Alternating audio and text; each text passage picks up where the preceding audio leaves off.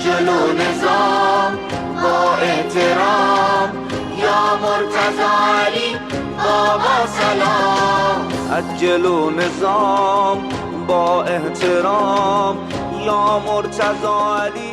بابا سلام. یہ ہے کہ ایک بار رسول خدا حضرت عائشہ کے حجرے میں بیٹھے تھے اور ساتھ میں مولا بھی تھے کہ اتنے میں بیٹی کے گھر میں باپ بھی آ گیا، یعنی حضرت ابو بکر بھی اپنی بیٹی سے ملنے آ گئے۔ اب ایک حجرے میں یہ چار جمع ہو گئے ہیں۔ جب چار جمع ہو گئے آپس میں باتیں ہو رہی ہیں، کبھی یہ ان سے بات کرے، وہ ان سے بات کرے، وہ ان سے بات کرے۔ حضرت عائشہ نے ایک عجیب بات یہ محسوس کی کہ میرا بابا کسی سے بھی بات کرے، اس کی نگاہیں علی کے چہرے پہ رہتی۔ بھئی ٹھیک ہے، علی سے بات کر رہے ہیں، علی کو دیکھیں تو سمجھ میں آتا ہے، مجھ سے بات کر رہے ہیں، دیکھ علی کو رہیں، رسول اللہ سے بات کر رہے ہیں، دیکھ علی کو رہیں۔ بیٹی نے کہا بابا یہ آخر کس لیے؟ تو حضرت ابو بکر نے جواب دیا کہ بیٹی میں نے خود اپنے کانوں سے پیغمبر کو یہ کہتے سنا ہے کہ النظر الی وجہ علی عبادہ، علی کے چہرے کو دیکھنا، علی کے چہرے کی زیارت کرنا وہ ایک عبادت۔ تو بس میرا دل چاہتا ہے کہ بات کچھ بھی ہو لیکن عبادت کا سلسلہ مسلسل جاری رہے۔ حضرت عائشہ نے مسکرا کے کہا کہ بابا آپ نے تو صرف اتنا ہی سنا ہے، میں نے تو رسول اللہ کو یہ کہتے بھی سنا ہے کہ ذکر و علی عبادہ، علی کا ذکر بھی کر لو تو وہ ایک عبادت ہے۔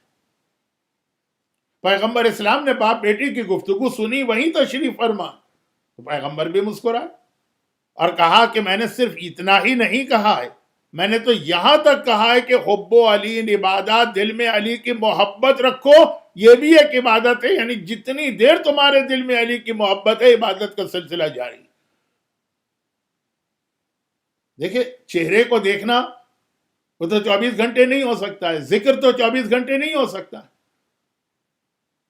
آپ سوئیں گے بھی، آپ کھانا بھی کھائیں گے، آپ دیگر کام بھی کریں گے، محبت دل میں اگر ہو تو محبت وہ چیز، آپ جاگ رہے ہیں تب بھی دل میں محبت ہے، آپ سو رہے ہیں تب بھی دل میں محبت ہے، آپ واقعان علی کا ذکر کر رہے ہیں تب بھی محبت ہے، آپ کھانا کھا رہے ہیں تب بھی محبت ہے، آپ گھر کے کاموں میں لگے ہیں تب بھی محبت ہے، آپ صحت مند ہیں تب بھی دل میں محبت ہے، آپ بیمار ہیں تب بھی دل میں محبت ہے۔ محبت علی کو عبادت قرار دے کر یہ کہا کہ 24 گھنٹے بغیر کسی غیب کے ہونے والی عبادت علی کی محبت۔ اور اگر ہم پیغمبر کی ان 3 حدیثوں پہ غور کریں تو ہم کو ایسا لگ رہا ہے کہ اللہ کا رسول پوری تاریخ اسلام قیامت تک کی بیان کر رہا، پوری تاریخ اسلام۔ کیونکہ اگر پیغمبر اتنا کہہ کے خاموش ہو جاتے کہ علی کے چہرے کی زیارت عبادت ہے، تو جو علی کے بعد والے تھے کیا وہ ایک کمپلین نہ کرتے کہ یا رسول اللہ، اللہ عادل ہے، آپ عادل خدا کے عادل نمائندے۔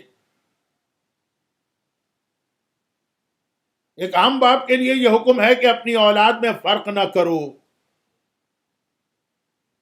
تو آپ نے یہ فرق کیوں کر دیا کہ جو آپ کے زمانے کے ہیں ان کو تو عبادت کا ثواب دلوا دیا، ہم تو بعد میں پیدا ہوئے اور اپنی مرضی سے تو بعد میں نہیں پیدا ہوئے، اللہ نے بعد میں پیدا کیا تو اس لیے ہم بعد میں پیدا ہوئے۔ اگر ہم سے پوچھا جاتا کب پیدا ہونا چاہتے اور ہم کہہ دیتے کہ نہیں علی کے بعد پیدا ہونا چاہتے ہیں، تو پھر تو ہمیں کمپلین کا حق نہیں تھا کہ ہم زیارت کے ثواب سے محروم، ہم سے تو پوچھا ہی نہیں گیا۔ آپ جو عبادت لے کر آئے اس کا ثواب آپ نے ہر کلمہ گو کو دیا، چاہے آپ کے زمانے میں ہو چاہے بعد میں ہو، نماز ہو کہ روزہ ہو کہ قرآن ہو کہ کعبہ ہو کہ حج ہو۔ یہ چہرہ علی کی زیارت تو وہی لوگ کر سکیں گے جو علی کے زمانے میں، ہمارا قصور کیا کہ ہم محروم ہیں؟ تو عادل خدا کا عادل نمائندہ رسول مسکرا کے کہے گا کہ تم بھی محروم نہیں۔ اگر علی کے زمانے والے علی کے چہرے کی زیارت کر کے عبادت کا ثواب لے رہے ہیں تو ذکر و علی عبادہ، علی کا ذکر بھی عبادت ہے، تم بعد میں آئے ہو تو علی کا ذکر کر لو، وہی عبادت کا ثواب ملے۔ لیکن پھر وہ لوگ سامنے آتے جو حجاج ابن یوسف جیسے ظالم، جو یزید جیسے ظالم، جو اس سے پہلے والے ظالم، جو اس کے بعد والے ظالم، جو متوکل جیسے ظالم، جو صدام جیسے ظالموں کے زمانے میں پیدا ہوئے، جہاں ذکر علی پر بھی پابندی تھی، خالی میثم تمار کے منہ پہ لگام نہیں چڑھائی گئی، خالی رشید حجری کی زبان نہیں کاٹی گئی، ذکر علی کرنے والا ہر شخص سب سے بڑا مجرم، وہ آ کے کہتا خدا بندہ یا رسول اللہ سے کمپلین کرتا کہ یا رسول اللہ ہمارا تو کوئی قصور نہیں ہے نا، اللہ نے ہمیں ایسے ظالم کے زمانے میں پیدا کیا، ہم سے تو نہیں پوچھا ہے نا کہ ہم تو ذکر علی بھی نہیں کر سکتے۔ کیا ایسا زمانہ گزرا نہیں ہے تاریخ میں جب علی کا ذکر کرنے پہ اتنی پابندیاں تھیں کہ اگر کسی وجہ سے باپ کو اپنے بیٹے سے علی کے بارے میں کچھ کہنا ہوتا تھا تو سارے کنیزوں اور غلاموں کو اس دن چھٹی دی جاتی، گھر والوں کو ادھر ادھر بھیجا جاتا تھا، مکان کے دروازے اور کھڑکیاں بند کی جاتی تھی، پردے ڈالے جاتے تھے، اور تنہائی میں بھی کھل کے نام لینے کی ہمت نہیں ہے، بیٹے کو قریب بلایا جاتا ہے، اس کے کانوں پہ منہ رکھ کے کہا جاتا ہے، اس وقت بھی نام علی لینا مشکل ہوتا ہے، ابو زینب کہہ کر علی کے بارے میں کوئی بات بیان کی جاتی۔ تو ایسے زمانے کے مومن تو کہتے ہیں کہ یا رسول اللہ ہم تو دوہرا امتحان دے رہے ہیں، ایک تو اتنے ظالم کا سامنا کر رہے ہیں، پھر ذکر علی بھی نہیں کر سکتے، اب بغیر ہماری کسی غلطی اور قصور کے۔ تو پیغمبر نے مسکرا کے کہا گھبراؤ نہیں، میں عادل خدا کا عادل نمائندہ، کسی کو محروم نہیں کرتا ہوں، جو علی کے زمانے میں ہیں وہ علی کے چہرے کی زیارت کر کے عبادت کا ثواب لیں، جو بعد میں آئے ہیں وہ ذکر علی کر کے عبادت کا ثواب لیں، جو ظالموں کے دور میں پیدا ہوئے ہیں وہ دل میں خالی محبت علی رکھ لیں، ان کو اسی عبادت کا ثواب مل رہا۔ لیکن اصل حدیث شروع ہوئی تھی کہ چہرہ علی کی زیارت عبادت ہے۔ اور ایک بات یاد رکھیے گا کہ چاہے حدیثوں میں وضاحت کے ساتھ آیا ہو کہ نہ آیا ہو، جو علی کی خصوصیات وہ علی کی تمام معصوم اولاد کی خصوصیات۔ میراث کی بات ہو رہی ہے تو جو دنیاوی میراث ہے وہ تو علی کے ہر اولاد کو برابر سے ملے گی، جتنا حصہ حسن کو ملے گا اتنا ہی حصہ محمد حنفیہ کو ملے گا، لیکن جو فضائل کی میراث ہے وہ علی کی تمام معصوم اولاد میں جائے گی۔ علی افضل ہیں اپنے باقی 11 بیٹوں سے، لیکن جو فضیلتوں والی بات، یعنی اگر